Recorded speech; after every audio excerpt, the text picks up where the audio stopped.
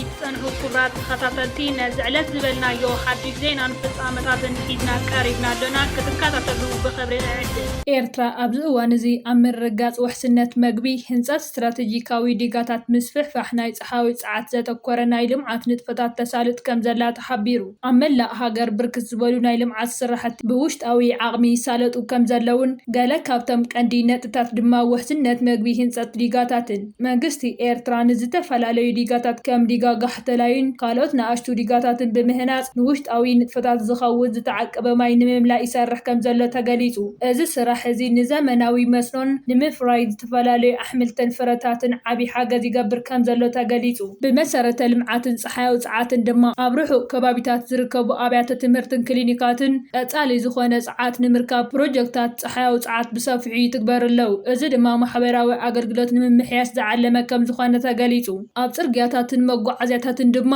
ስትራቴጂካዊ መስመራት ጽርግያታት ንኣብነት ካብ ዓዲ ጓዕዳድ ናብ ኣቁርደስ ዝወስድ መስመርን ካልኦትን ናይ ጽገናን ምስፋሕን ስራሕቲ ይካየድ ከም ዘሎ ተገሊጹ እዚ ድማ ንጥፈታትን ንግድን ምንቅስቓሳትን ህዝቢ ንምስዳጥ ዝዓለመ ከም ዝኾነ ይፍለጥ ብተወሳኺ ዕደናን ተፈጥሮኣዊ ሃብትን ኣብ ዝተፈላለዩ ከባቢታት ኤርትራ ዓውዲ ዕደና ሓደ ካብቶም ቀንዲ ናይ ቁጠባ ዕኑድ ንምዃን ብርክት ዝበለ ናይ ወርቂ ነሓስን ዚንጎን ፖታሽን ፕሮጀክትታት ይሳለጥ ከም ዘሎ ተገሊጹ ኤርትራ ብተፈጥሮኣዊ ሃብቲ ሃብታም ካብ ዝኾነ ሃገራት ምብራቕ ኣፍሪቃ ሓንቲ ኮይና መንግስቲ ኤርትራ ነዚ ሃብቲ እዚ ንልምዓት ሃገርን ንረብሓ ህዝብን ንምውዓል ስትራቴጂካዊ ስጉምታት እናወሰደ ከም ዘሎ ተገሊጹ ፕሮጀክት ቢሻን ነዊሕ እዋን ወርቅን ነሓስን ዚንክን ብምፍራይ ኣብ ስራሕ ይርከብ ሓደ ካብቶም ዝዓበዩ ናይ ቁጠባ ምንጭታት ሃገር ድማ እዩ ፕሮጀክት ዛራ ድማ ኣብ ሰሜናዊ ዞባ ዝርከብ ኮይኑ ብቐንዲ ወርቂ ኣብ ምፍራይ ዝነጥፍ ኩባንያ እዩ ብተወሳኺ ኩባንያ ኩለሊ እዚ ኣብ ዞባ ደቡባዊ ቀይሕ ባሕሪ ዝርከብ ዓብይ ፕሮጀክት ፖታሽ ንድኹዒ ዝጠቅም ኮይኑ እዚ ኣብ ዓለም ካብቶም ዝተሓተ ዋጋ ዝተሓቱን ዝበለፀ ዓይነት ፖታሽ ዘፍርዩን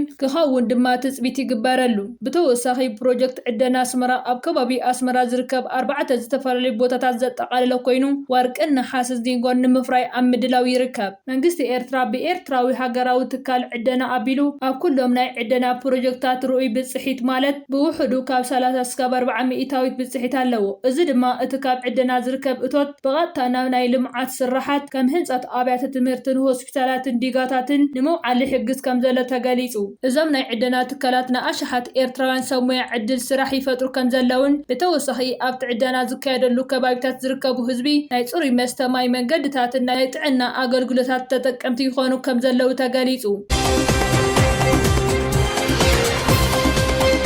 መንግስቲ ኤርትራ ንኣስታት 3 ኣዋርሕ ኣብ ትሕቲ ቁፅፅር እትይዎም ዝነበረ 15 የመናውያን ገፈፍቲ ዓሳ ትማሊ ካብ ማእሰርቲ ፈቲሑ ናብ ሃገሮም ከም ዘፋነዎም ተገሊጹ እዞም ገፈፍቲ ዓሳ ኣብ ክልል ባሕሪ ኤርትራ ብዘይፍቃድ ዓሳ ክገፉ ከለው ብሓይሊ ባሕሪ ኤርትራ ከም ዝተተሓዙ ይፍለጥ ድሕሪ ናይ 3 ወርሒ ማእሰርቲ ትማሊ ኣብ ቀይሕ ባሕሪ ብወገን የመን ናብ እትርከብ ኣልኮካ እተባሃለት ወደብ ብሰላም ተመሊሶም ኣለው እቶም ገፈፍቲ ዓሳ ኣብቲ ወደብ ምስ በጽሑ ብኣባላት ስድራ ቤቶምን ብላዕለዎት ሰበስልጣን የመንን ውዑይ ኣቀባብላ ተገይሩሎም የመናውያን ሰበስልጣን እቶም ገፈፍቲ ዓሳ ናብ ስድራ ቤቶም ብሰላም ምምላሶም ሓጎሶም ድማ ገሊጾም ኣብ ቀይሕ ባሕሪ ብሰንኪ ዘይተነፀረ ናይ ባሕሪ ዶባት ሕጋዊ ፍቃድ ዘይምህላውን የመናውያን ገፈፍቲ ዓሳ ብሓይሊ ባሕሪ ኤርትራ ብተደጋጋሚ ክተሓዙ ከም ዝጸንሑ ዝዝከር ኮይኑ እዚ ናይ ሕጂ ምፍታሕ እስራት ግና ሓደ ካብቶም ብዛተን ርክባትን ዝተረኸቡ ውፅኢታት ምዃኑ ይግለጽ ፕሬዝዳንት ኢሳያስ ኣፈወርቂ ብምኽንያት ዕረፍቲ ነበር ኣሚር ቅጠር ሼክ መሐመድ ቢን ካሊፋ ኣልታኒ ናይ መርድእን መጽናዕንዕን መልእኽቲ ሰዲዱ ፕሬዝዳንት ኢሳያስ ኣፈወርቂ ብምኽንያት ዕረፍቲ ነበር ኣሚር ሃገረ ቀጠር ዝነበረ ሼክ መሐመድ ቢን ካሊፋ ኣልታኒ ንህዝቢ መንግስትን ቅጠር ዝኸውን ናይ መርድእን ጽንዓትን መልእኽቲ ኣመሓላሊፉ ፕሬዝዳንት ኢሳያስ ኣፈወርቂ ኣብ መልእኽቱ እቲ ነበር ኣሚር ኣብ መንጎ ኤርትራን ቀጠርን ዘሎ ክልቲኣዊ ርክብ ንምድልዳልን ንምስፋሕን ዝተፃወቶ ዓብይ ተራ ብምዝኽኻር ክብሪ ሂቡ እዚ ናይ መርድእ መልእኽቲ ኣብ መንጎ ክልቲአን ሃገራት ዘሎ ናይ ነዊሕ እዋን ናይ ዕርክነትን ምትሕግጋዝን መንፈስ ዘንጸባርቕ ምዃኑ ተገሊጹ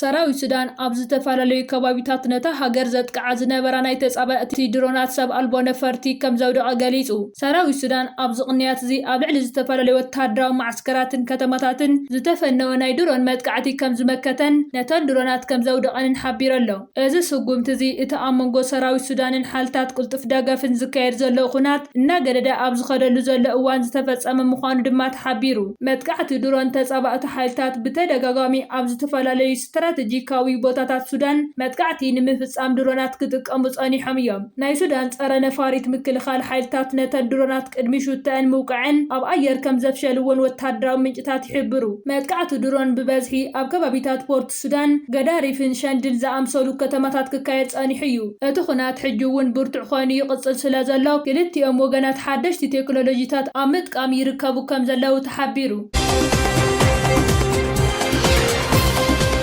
ደቡብ ኣፍሪቃ ልዕሊ 53,000 ወጻእተኛታት ከም ዝጠረዘት ኣፍሊጣ። ሰመዚ ከም ዝበልዎ ዝበዝሑ ካብቶም ወጻእተኛታት ዜጋታት ማላዊ፣ ዚምባብዌን ሞዛምቢክን ከም ዝኾኑ ተገሊጹ። ኣብዚ ቀረባ እዋን ኣንጻር ስደተኛታት ክካየድ ጸንሐ ተቃውሞታትን መጥቃዕትታትን ንብዙሓት ኣፍሪቃውያን ስደተኛታት ስጋት ኮይኑ ከም ዘሎ ይፍለጥ። ጋናን ናይጀርያን ኬንያን ዝርከበን ሃገራት እውን ዜጋታተን ካብ ደቡብ ኣፍሪቃ ዘውፅኣ ሃገራት እየን።